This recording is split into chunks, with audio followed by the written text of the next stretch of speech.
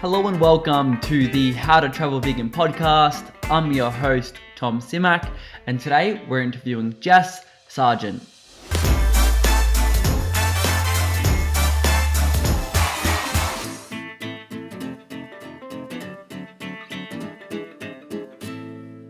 Alrighty, welcome to the show, and I guess today's episode of the podcast.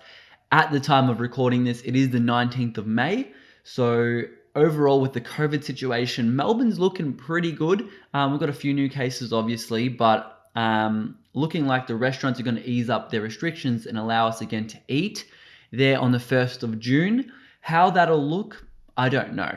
I'm just saying this because I'm really excited to go out and get a nice meal of, say, pancakes or even a smoothie bowl. I'm really excited to not cook for once. Of course, I've been getting a few takeout dishes just to support some local places, but really the social aspect of eating somewhere with friend or a loved one or family is really lacking, I think. So I'm really excited to get back to the whole restaurant bar atmosphere. But I digress. Today's episode is with Jess, aka Unbelievable Food on Instagram. Today we're going to cover a whole host of different topics, including food photography, not being so hard on yourself, defining healthy, vegan hacks, and the top eats in Melbourne, Australia, home city. I'm really excited to dig in, and she was an amazing guest, so I hope you enjoy, and let's get into it. Hello, Jess. Thank you for joining us on the How to Travel Vegan podcast. How are you doing this morning? Hello, thanks for having me. I'm doing really well this morning. It's a Friday and it's sunny, so it's good. It is a little bit sunny. It started at 3 degrees this morning, Melbourne, and I feel like winter just comes so much quicker every year. It's like the most heartbreaking thing. It was chilly. Like you can see the sun, but then you open the door and that air. You get the wind and it just gives you chills. It does. But you're better known as Unbelievable Food, which I want to dive into the story of what that name actually means. But for those of the listeners that don't know who you are, could you please give us a 1 minute on who you are, why you're vegan, and go for it? Yes. So I'm Jess. My Instagram name is Unbelievable Food. So the whole point of my page is just to share the amazing yummy vegan food and sometimes products, but mainly food that I'm eating and experiencing, and really just to show vegans or non-vegans how great it can be. And so why I'm vegan, I went vegan about 2.5 years ago. I mean, I'd been thinking about it for ages and I'd sort of dabbled and transitioned for well before that. But I guess I made the decision, yep, let's really do it. And it was because of the animals. I think one of the documentaries I watched just really got me. And that was the initial reason. And then of course now, you know, the environmental and those kind of things as well, I'm really happy about too. But initially it was for the animals. So that's why I went vegan. And then, you know, my hobby is now food photography and of course eating and a little bit of cooking. I'm not the best cook, but I do try and share a few of my recipes on my page as well. And don't be so modest. I've seen your cooking stuff on Instagram and it is absolutely mint. You're being way too modest. Oh, well, it tastes pretty good. And, you know, when it's for Instagram, I make it look nice, but usually it's just stir fry, slop in the plate. And that's how I usually roll when I cook. I would imagine like even those people who are on Instagram a lot making food look amazing, their best meals probably are definitely not Instagram footage because they focus on the taste a lot more, and it's only like the special ones here and there that you make it look really fancy. Exactly. That's correct, I'd say. And you're obviously based in Melbourne, just like myself, and it's a shame that we have to do it digitally because of COVID, but whatevs. Yeah. What are the top 3 to 5 places that you've eaten in Melbourne, cafes, restaurants, or otherwise?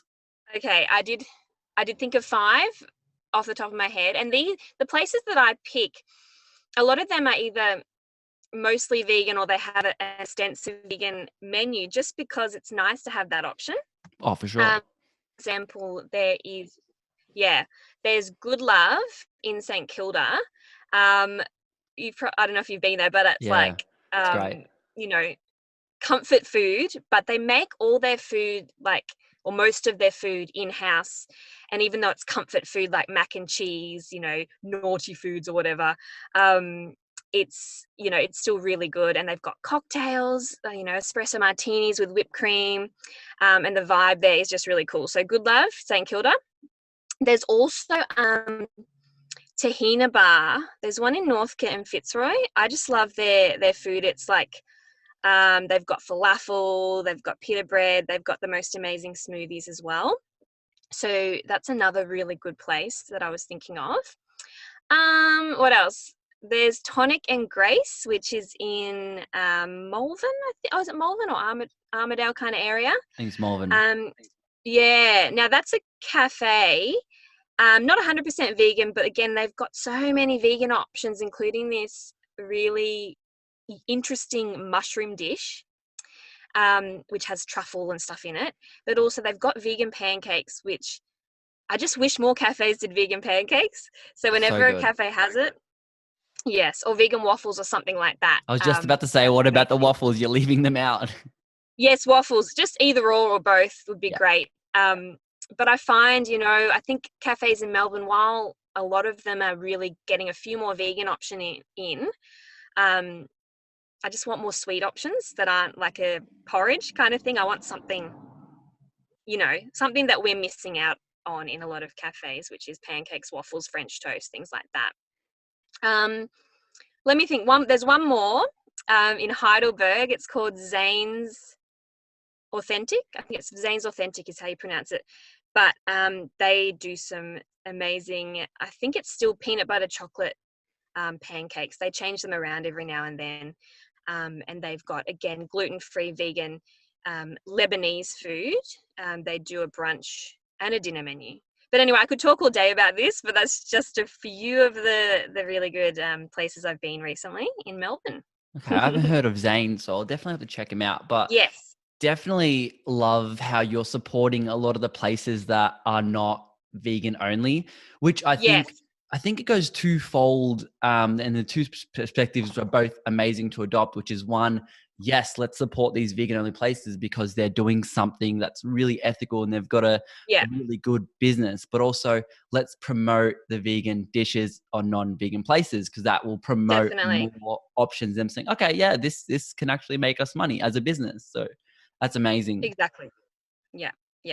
And you mentioned that you like to cook a lot, and you've been vegan for 2.5 years. What's the best vegan life hack you've come across?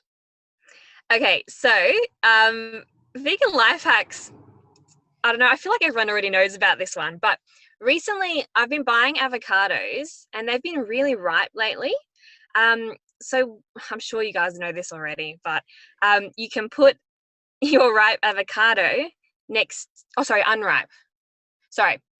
The avocados have been unripe, like they've been really hard. You know what I mean? Like they're really hard and you're just like, I want to eat it now or soon. Anyway, so I put them next to my really ripe bananas and then maybe like overnight or maybe a day, and then it softens your avocados quicker, ripens them quicker. You can put them in a paper bag with bananas as well. That seems to help. So that's one hack. One more. If you're a little bit lazy like me, or for example, if you just don't have all the ingredients you need, say to make a cake or whatever, just get a box of cake mix. Obviously check the back because not all of them are vegan, but a lot of them, don't have milk or egg in it already. So you can get a box of cake mix and you can mix it with lemonade, any soft drink, Coke, instead of eggs, butter, oil. You don't need any of that. You just add, I think it's a can, or check the measurements, but it's about a can of soft drink. Add it to the cake mix it up and cook it. And it cooks and it rises and it makes the cake. This is blowing my mind. And I have both those things in my pantry. So I may or may not try that right now as soon as we're done. I've tried it once and it turned out well. I mean, I guess if you add your vegan butter and your vegan oils and stuff, it's going to be a bit of a fattier, creamier cake, but it does work pretty well still with the soft drink. So try that. Okay. Wow, that's really interesting. I've never heard you. You keep saying most people have heard these things, but absolutely not. Maybe they haven't. Maybe they haven't. Great. With the banana thing, what I find really interesting is and I read this a few years ago, and I can definitely fact check myself, but bananas produce pheromones. So if you actually put them Mm, any food, they'll ripen yep. them. And people a Yep. lot of the times, when it comes to zero waste, they reuse the banana skins. And what they do is actually wipe the banana skins on their plants that they're trying to grow, and that actually produces Oh, the growth. And it's really good for like compost. I talk about it all the time. You can make tea out of it. Like there's so much with banana peels yeah. itself, which is Yeah. blows my mind. That's amazing. I might try that with my plants actually, because I've just started to become a plant lady at my like A indoor plant plants. lady? Okay, yeah. As in like I'm trying to grow my collection and I'm getting better at keeping them alive. So I It's might not try easy. that It's banana. people you think it's easy, but it's absolutely not easy to grow and maintain plants because it's No, like having a no. pet and the pet talks to you when they're hungry or Yeah, sad, where the plant's like, yeah. just chill. It doesn't say anything. It kind of starts drooping and then you go, "Oh, should I water it?" But then in the past, I watered my succulents too much, I think, and then I ended up killing them with too much water. So you just got to do your research and just a bit of practice and you'll get there. Well, it's a good opportunity now since we're like indoors a lot more to start focusing on Yes, indoor plants. And a you lot of people can. have Yeah. come to realize, especially work from home, that they really need to spruce up their house a little bit more with some greenery, Yeah. which I think is amazing. Like it produces your oxygen, it lifts the mood. Everyone should get indoor Yeah. plants that I they don't agree. kill. Yes, absolutely. And I want to talk food photography for a second. Yes. Well, obviously going through your account, and I'll put it up on the screen so everyone knows what's going on. But you've got some amazing shots in there. Are you Thank shooting you. with an iPhone, a camera? What are you editing? How are you making these amazing shots come to life? Okay. So thank you for that. Compliment. But I'm not using an iPhone. I just upgraded to a new phone, which I sometimes use now for my stories, which is a Samsung S20. S10, I think it's the new one. S20. What? Yeah, it's the Okay. newest one. So that camera is really good. And then my old iPhone was years, 3 years old, so that wasn't it. But the newest iPhones are really good for photos, that's for sure. But I use a Sony A6000 camera, so it's a mirrorless camera. I mean, I'm not a camera expert. I've just learned through practice, really. But cameras are brilliant. But I mean, so are the newest phones. But either way, whatever you're using, what I find is my best tip is just lighting. So I love to take my photos during the day. Nighttime photos aren't the best, so I just love natural light, and also maybe not direct sunlight, but if it's a sunny day like this, in the shade, taking a photo. So whenever I go to a cafe, for example, I sit right near the window, or I take the food outside to take a photo, just so it's got the best lighting. And then through practicing, I've definitely, looking at my old photos, a couple of years ago to now, you just learn, composition, different tricks to make the photos more interesting. For example, with food, you know, some dishes that come out at cafes, they're already spectacular and you just snap. But other dishes, you're kind of like, oh, it's a porridge or it's a smashed avo. It might not be that exciting, but you can sort of spruce it up with some hands and some paws and some, you know, I don't know, salt shake or something like that. So yeah, and then editing. I just use the Instagram app to edit, really. It's So underused, but if you know how to it's so use it good. well, it's so good. Yeah, yeah, and I know a lot of people on Instagram have themes and apps and things to keep their photos all quite the same. I don't really do that. But I do the same sort of thing. So I might brighten up the picture even more. I might add this, increase the saturation a little bit to get those colors out. Maybe reduce shadows, or depending on the picture itself. And I try and keep my photos similar kind of theme, just colorful and bright. But that's all I do basically. And I think if people are starting out with food photography, they could definitely use their phone, and then just good lighting, and then spruce it up a bit on the app, and that's all you need. Absolutely. And you mentioned Mm. before that you do go a lot to cafes and you clearly work a lot with cafes in terms of like Yes. promoting their food and doing that kind of stuff. Have you found that throughout the times you look as like a food blogger, I don't know what you want to call yourself, but Yeah. do you find yourself more qualified walking in with a camera than a phone? Yeah, I mean, you just feel you just feel a little bit more qualified, don't you, with a and my camera's not that big, but rather than just snapping with a phone, because you feel like or people looking at you, not that it matters what other people think, but people looking at you might take you a little bit more seriously with a camera. And especially, now that I've been doing this for, a year and a half, 2 years now, um, working with cafes and if I'm sending them photos as well, I really want to do a good job for them too. So having a camera is a bonus, or sometimes even necessary if you're really, really taking it seriously, for sure. Yeah. For sure. And how many cafes have you worked with now? Like 100? Because you're Oh, posting a lot, and looking at it when I'm just going through your Instagram feed, there's just so much going yes. on. You must eat out So, what every day, surely. oh, so what I you before this whole isolation thing, and I've Before this toned it down bloody a little bit COVID now. came around, Oh, jeez, I inconvenient know. bastard. No, but it's still been good in isolation. But before that, I work full time during the week. So on my days off, I might visit um two cafes on my days off. And before daylight savings was it ended? Yeah. Yeah. I went after work as well because the sun didn't set till 8 p.m. So I could go and get some really nice shots for dinner as well. So I would go out quite a few times a week, visit different cafes and restaurants. So I was keeping really busy. But then now with the isolation and cafes being closed, I mean, a lot are doing takeaway, which is great, and they really want to promote that. But the thing about being vegan as well, there's so many products, not just cafes. There's food products, sustainable products that would love to work with people as well.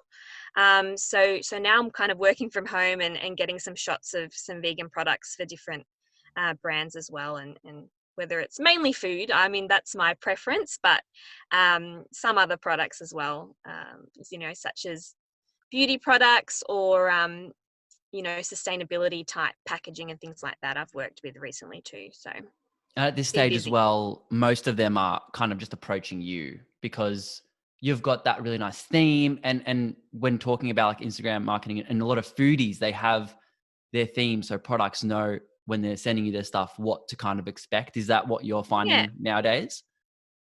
that's right. Yeah, they can have a look. I guess in a way, the Instagram is your portfolio or your resume in a way, and people can have a look and go, all right, I can see their style and that fits with our brand and what we want. And then from there, they can, approach the person that way. Mm. Absolutely. And now, obviously, you mentioned you went to like 2 cafes, sometimes like after work. That's a whole heap of food and definitely a dream for someone, for most vegans, really. What, Yeah. but it comes down to diet. And I know you're super passionate Mm. about food because we were talking about it before. How Yes. is a way that you've balanced all this eating outness Yeah. with also being a healthy role model for everyone, including yourself? Yeah. I mean, I could talk about this for ages, but Please do. I guess a few points. A lot of the times when people see, the Instagram photos and the spreads, it does seem like a lot of food, and it is a lot of food. And I guess a really good reminder, especially for young people looking at that and going, how are they eating this much food and not putting on weight, for example, would be to look at that food and say that the person is most likely, and definitely in my case, they're sharing that food. It's not just all for them, for example. And a lot of the time, in my case as well, there's pizzas, there's chips everywhere on the table. If we're not finishing it while we're there, we take it home. I definitely do a lot of doggy bags and have it for lunch the next day, or sharing it with my family and friends as well. So that's one thing, I guess, for people to firstly remember when they're looking at those photos and thinking or questioning about that. Um, and the other thing, I guess, because I go out and eat a lot, or I did go out and eat a lot, when I do cook at home, I do make it quite, I guess we can label it healthy, um, because I know I'm getting that really big treat on the weekend or after work, when I go out for pizza and things like that. So, it's a bit of a cliche hashtag balance, but it definitely is about that. One more thing I was going to add as well. What's really helped me in the past is not kind of seeing or labeling foods as good or bad, because you kind of can sometimes get into that all or nothing mentality where, you're having a really good day with food and then you eat something bad and you think, oh, the whole day is ruined. Instead of thinking like that, you think, you know what? I'm allowed to have some treats. I'm allowed to have some more fun foods, but that doesn't stop me from staying on track and being healthy, 80% of the time or 70% of the time or whatever you want to do. So, yes, I can talk a That lot is about this. that is I your think, thing. So yeah. as a vegan, I know a lot of studies have come out in terms of like what the Mm, difference is between like caloric ingestion and weight loss and things like that. And they've found that mainly if you're eating whole foods plant-based, you don't really need to monitor those types of things. So yes, it's could be very unhealthy labeling things as good and bad, but also understanding that balance. What is like your definition of what healthy could mean to someone? Like, what does that mean to you? mm, mm. Yeah. So healthy is not just what you're eating as well. So healthy is I guess, a whole way of life, because you need, just the basics to start with. You need good sleep. You need, and that might be different for everyone, I guess. But I've realized now with isolation, I really like 8 hours. I used to think 7 was okay. Now I'm like, nah, Right. eight's good. That's good. Yeah. So, you need sleep. I drink heaps of water. I know that's really basic, but I love water, or tea. I'm always on tea. Obviously, yes, I notice. um, and yeah, so obviously you need sleep, water, healthy food, but you also need to have just a healthy view and outlook on food as well. So I truly, honestly believe healthy is, having a cupcake, having chocolate, and if and without feeling guilty, kind of thing as well. And then of course there's your happiness, and I mean, now we're slowly being able to go out and socialize again, but just having a supportive network of friends, family, whether it's in person or online or whatever. So it is a whole thing, and it's not just food. And of course, there's exercise as well. But Whole other topic of exercise. there's a whole lot to cover. So, I find when someone asks me a question, I just can keep talking. So I'll cut it there. I'm gonna cut you off then. Let's talk about this cupcake that you mentioned before. Yes. Where has your perspective changed where you can sit here and sometimes when you eat like a cupcake, you have Mm, like that food coma, and that food mm, coma is closely joined with that feeling of guilt. How can yeah. I then get rid of that feeling? Yeah, I mean, it's a bit of a process sometimes, quite a few years ago, um, I was in that cycle of having that feeling, and I didn't know how to get out of it at the time at all. And what I found is having, like you said, that balance of everything. So, um, making sure I was doing the sleep, making sure I was doing the exercise, um, so that when I had the cupcake, even though I might still have that guilty feeling, I knew I was on a plan. I knew I was on track. But again, it did take quite a while to change my thinking, and it is all about mindset, really. So, like I said before, I guess not labeling foods as good or bad, and just remembering that you have the cupcake, that's all good, and then that's move on to the next meal, and you're back on track as well. So if you're not labeling food as good or Mm, bad and you're trying to be this healthy version of yourself, you're still in that 2020 new year, new me kick.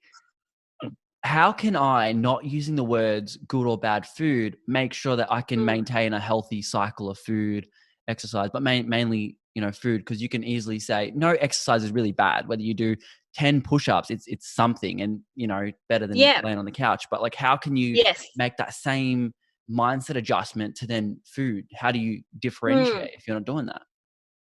Yeah, I mean, I think it's really good to do a bit of research and have a plan as well. So um, what I used to do, I had a look online at healthy vegan recipes, but also making sure you know kind of what you need to eat as well. I feel like sometimes people might go on maybe a diet or cut calories and things like that, and they're actually not getting enough food. So making sure that you are eating enough healthy food so that you're not going to be tempted or feeling restricted so that you're going to gorge on something else later. But I think planning, you don't have to plan out your whole week or your whole meals, but making sure you know that you've got in the fridge something really good to access for breakfast, lunch, and dinner, and then you've got your cupcake. If it's a cupcake every couple of days, you've got that to look forward to, and you've got that in your plan as well. Definitely. And I think that's a really great way to avoid being restrictive Mm. because, being restrictive is good in some ways that you're not eating animal products, but like Yeah, also I think the mentality of having like a really fine definition of what you're going to eat. And sometimes when you put yourself to a very high standard where if you fall, you're going to be quite hard on yourself, then yeah, when, you pass maybe a week, maybe 2 weeks, maybe you last a month, but when you finally crack, mm, you're not really going to like make your body look or feel bad, but you're going to feel this super high sense of shame and guilt yeah, that you did like a month and then but not realizing that, this one meal actually didn't affect you at all. yeah, yeah, Are yeah, and that you goes for mm. No, please. Oh, I was just gonna say that kind of mentality goes for whether it's eating healthy or going vegan for the first time kind of thing. Um, when you have that all or nothing view, and then you suddenly, you're really rigid and you're doing really well. You can only do that for so long, really. And then when you make a slip up, and you beat yourself up for it, then you kind of think, oh, can I even do this? It's too hard. But if you have that view where, you know what, I am going to have a few slip ups, not that it matters, but I'm going to have a few times where I don't stick to my healthy foods, or maybe I'll accidentally eat something with milk in it, when I'm trying to be vegan, whatever it is. If you kind of look at that and go, oh, dang, I slipped up a little bit, but hey, in the grand scheme of things, it's not a big deal, and I'll just keep going on with what I'm doing from there. So anyway. Absolutely. And I totally agree with not being harsh on the slip ups. I think, and I think it Mm, never goes away. I've been vegan for 4.5 years and I made a mistake last week about yeah, accidentally ingesting some milk products. You read the ingredients and you're like, there's no milk in here, but it says yeah, contains milk. And then I eat it and then I'm like, doesn't contain milk. And then I research and it's like this freaking byproduct of this byproduct of this byproduct yeah, had milk. And, not being, because, it happens and I'm not going yeah. to die. I obviously feel bad for No, contributing to that, but, it was yeah, such a smidgen. So I find this really yes, fascinating. So you consider yourself healthy as a healthy person. yeah, yeah, Yeah. yeah, yeah. I'm healthy, I'd Is say. you're healthy? Would you say where's the fine line of someone who could you as an individual say that someone else is unhealthy? I don't think I could just look at someone and say they're unhealthy or not. In fact, I mean, I'm not a medical professional or anything like We're that, both not nutritionists and we're not offering any advice, but but when it comes to when we're vegan and we're obviously doing it Mm, sometimes for health and you look into these things. So yeah, we're not MDs or doctors, but no, you just talking about experiences and what you found in terms of perspective and things like yes, that. And that could help no one or it could help someone. I don't know. It's just a yes, exactly. important conversation to be having with yourself. And that's why we're talking about this to bring up thoughts. Am I healthy? What am I doing? What could be better? Yes, yeah, Yes. yeah.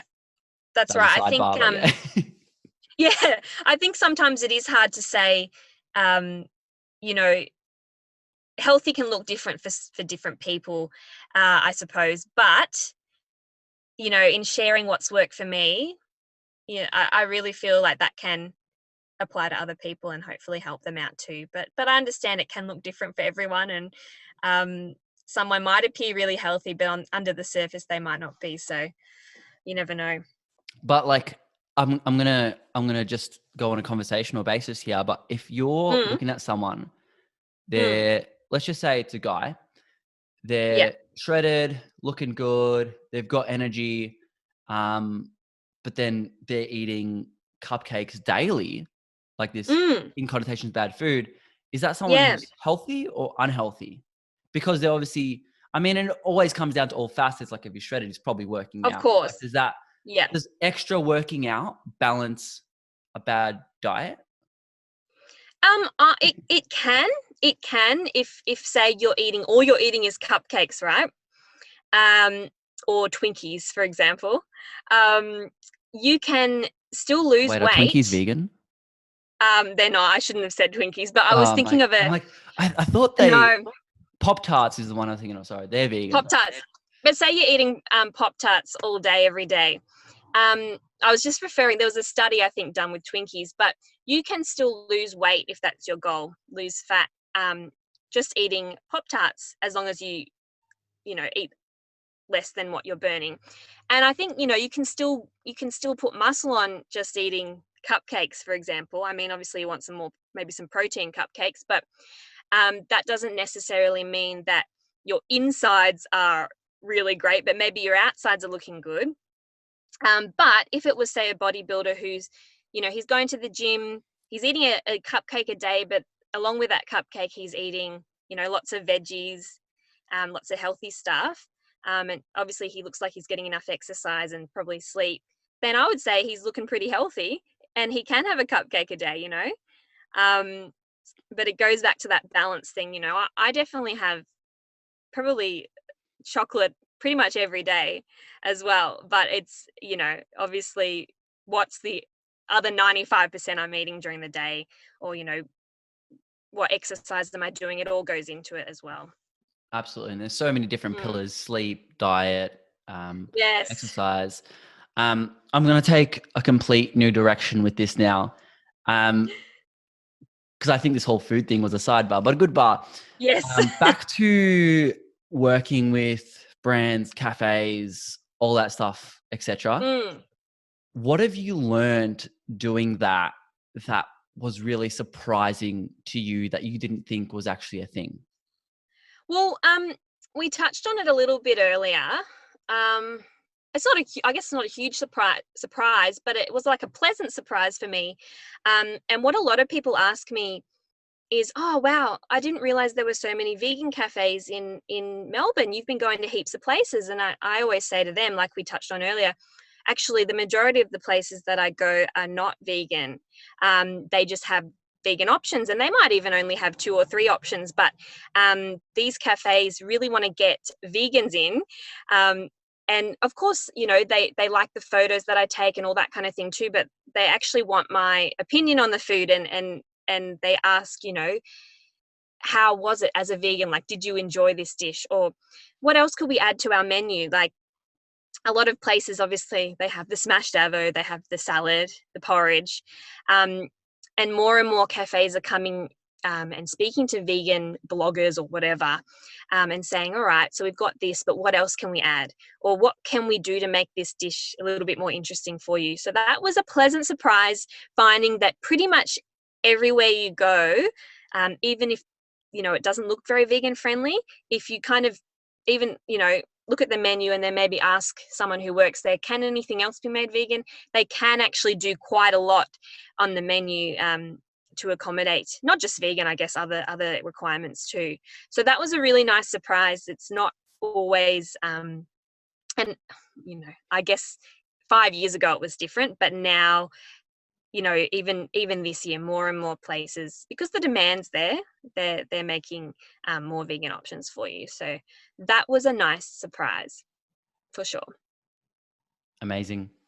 And we're going to go towards the end of the episode and start wrapping things up. Is there any amount or thing you'd like to bestow upon us that you wish your earlier self would know, or that you're really proud to know? If you'd like to bestow us with anything, please help yourself. Oh wow, okay. Yeah, I think just like what we've touched on earlier this episode, and for younger, or maybe not younger, but just people listening who are maybe feeling a bit lost about their diet, whether it's vegan diet or healthy diet or whatever. I think it's really good to know, like what we mentioned before, that you don't need to have that perfect all or nothing approach. You are going to have what we might call slip ups or setbacks and things like that. But if you look at it from more of a long term overall perspective rather than just fixating on, accidentally having 3 cupcakes in a row, or accidentally eating something with eggs in it. If you look at it for a long-term approach and just think, I know I'm going to, in the long term, I'm going to get there. And what I'm doing is for the best. I think that's a better way to look at it. But again, it does take a bit of practice. So just keep at it, and don't be discouraged, if other people are commenting on your vegan diet or your change. Just do what's best for you. Just keep rolling. No, sorry, Keep wrong. rolling. Just keep swimming is what I was meant to say, to quote Nemo, and I Keep swimming. totally screwed it up. I think rolling, that's like a Limp Bizkit song or something. Just keep rolling and rolling. Yeah, that one. Yes. And for everyone out there, where can we find you? Yes. So Instagram is the best place. It's at Unbelievable Food. So they're pretty much either daily or every second day I'm posting a pic. And then, obviously stories and things like that. So if you're looking for recommendations, especially in Melbourne, have a look at those pics, because there are some really awesome places. And, cafes I think we're starting to be able to open up again soon in Melbourne. So then you can make a list of the places that you want to go when things open up. Absolutely. And look, you're even offering DM for recommendations. So you can actually give personal recommendations. Oh my gosh, you're so relatable. Oh man, the thing is though, sometimes people message me and it's about a suburb I've never heard of, and then I Google online and I think, I don't know. I just want to have an answer for them. Keep it Melbourne or Melbourne-ish.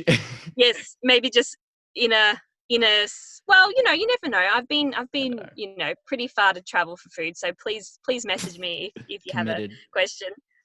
Well, thank you so much for joining us and all the goodness. I will leave all the links, the one link to your Instagram underneath, and really appreciate your time and your thoughts this afternoon. And I hope you have a safe day, week, month, and year.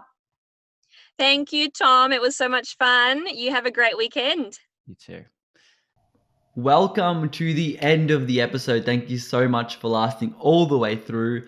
I hope you did get some good tips, small or big. Doesn't really matter as long as you enjoyed yourself and you got some value. That's all that matters. Thanks again to Jess for coming on the show. Again, her Instagram is amazing. I did pop it up on the screen for those watching on YouTube. Again, that's Unbelievable Food on Instagram. Now, belief is like LEAF, like a leaf of a tree, which is cool. She does have some amazing content, so I highly recommend giving her a follow. And of course, any questions and to follow up on the podcast and all that we're doing, we're on Instagram and on TikTok at How to Travel Vegan. If you loved the episode, please consider leaving a review, 5 stars only, of course. If you're on YouTube, like, comment, subscribe, all the good stuff. And I think that's all for now. Much love. Peace.